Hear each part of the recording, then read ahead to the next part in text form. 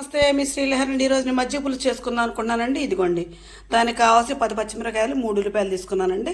చక్కగా ఉల్లిపాయల పొట్టు తీసేసి పచ్చిమిరకాయలు చక్కగా సన్న మంట మీద చిన్నగా మగ్గిచ్చేసుకుందామండి. ఇదిగోండి మజ్జిగ పులుసు కోసం పెరిగేయట్లేదండి. పెరిగేస్తే మజ్జిగ చారు వద్దండి, మజ్జిగ పులుసు అంటారు. పలసటిగా ఉంటుందండి, నీళ్ళ చారులాగా ఉంటుందండి. అందుకే దీన్ని మజ్జిగ పులుసు అంటారండి.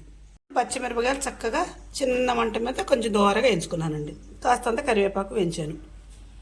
గల్లుప్పు, పసుపు, ఉల్లిపాయ ముక్కలు మరిన్ని, పలసటి మజ్జిగ. చక్కగా ఇవన్నీ ఏం చేయాలంటే ఇప్పుడు పసుపు అందులో వేసేస్తున్నాను ఫస్ట్గా. నెక్స్ట్ వచ్చేసి ఇప్పుడు నేను వీడియో తీస్తున్నాను కాబట్టి చూపించదు కదండి. చక్కగా తర్వాత ఈ పచ్చిమిరకాయలు, ఈ గల్లు ఉప్పు ఇదంతా కలిసి ఉప్పు ఇందులో వేసేయాలి. ఇలా గల్లుప్పు ఇలా వేసేసుకొని దీన్ని ఇలా పిసుకాలి. మజ్జిగ వేసి పిసుకామనుకోండి మనం, అవి ఎట్లా ఉంటాయి అనుకున్నారు, తడి తగలటం వల్ల చితకదండి కాయ. పచ్చిమిరకాయ నరకపోతే మనకి మజ్జిగలో కారం ఉండదు, ఉప్పు ఉండదండి. ఇది గల్లుప్పు ఉండడం వల్ల ఈ గల్లుప్పుతో ఇలా పిసికితే ఈ పచ్చిమిరకాయ మెత్తగా నలిగిపోద్దండి. ఈ విధంగా కరివేపాకు, లేత కరివేపాకు తీసుకొచ్చాను. చక్కగా మంచిగా ఇది అయిపోయిందండి. పచ్చిమిరకాయ ముక్కలు అలాగే ఉండిపోయినాయి, అంత దూరంగా వేయించినా కానీ కూడాను అవి మాత్రం అలాగే ఉండిపోయింది. ఇదిగోండి ఈ విధంగా చక్కగా మనం పిసికేసాం. ఇప్పుడు మజ్జిగలో ఇదిగండి, ఇప్పుడు చక్కగా ఈ పిసికేసినంత మనం మజ్జిగలో వేసేద్దాం.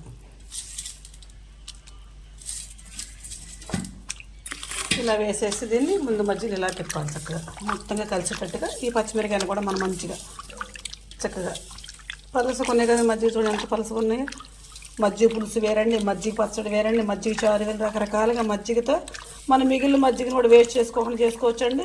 అంతకు మజ్జిగ చారు ఇష్టమైన వాడు చక్కగా 1 లీటర్ పాలు తెప్పించేసుకొని తోడేసుకొని చిక్కగా చేసుకుంటే ఎంత కమ్మకూడదు అనుకున్న చల్ల మిరపకాయ కానీ, గుమ్మడి వడియారు కానీ, మామూలు వడియారు కానీ, ఏవైనా ఆల్మోస్ట్ కోడిగుడ్డు అట్టేనా సరే నంచుకొని తింటే అసలు మనకు చికెన్, మటన్ అట్లాంటివి ఎందుకు మనకు వస్తాయండి, చాలా బాగుంటుందండి. ఇదిగోండి ఈ విధంగా నేను పిసికేసాను. ఈ తొక్కలాంటి తీసేస్తాను బయటికి.